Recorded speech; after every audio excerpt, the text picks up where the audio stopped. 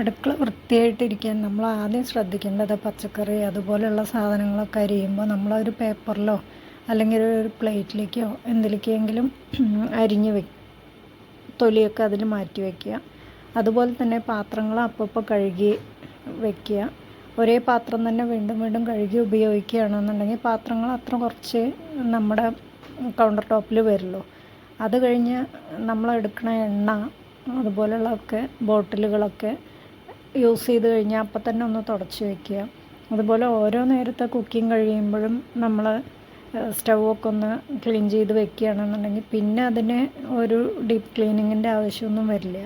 അതുപോലെ പാത്രങ്ങൾ, glass, spoon അങ്ങനത്തെയൊക്കെ നമ്മൾ എന്തെങ്കിലും ഒരു ട്രേയിൽ അല്ലെങ്കിൽ ഒരു സ്റ്റാൻഡിൽ ഒക്കെ അറേഞ്ച് ചെയ്ത് വെക്കുകയാണെന്നുണ്ടെങ്കിൽ നമുക്ക് കൗണ്ടർ ടോപ്പ് തുടച്ച് വൃത്തിയാക്കാൻ എളുപ്പമായിരിക്കും. മറ്റതെല്ലാം കൂടെ നിരന്നിരിക്കുമ്പോൾ നമുക്കത് തുടയ്ക്കാൻ തന്നെ മടിയായിരിക്കും. അപ്പോൾ നമ്മൾ പിന്നെ ആവട്ടെ വിചാരിക്കും.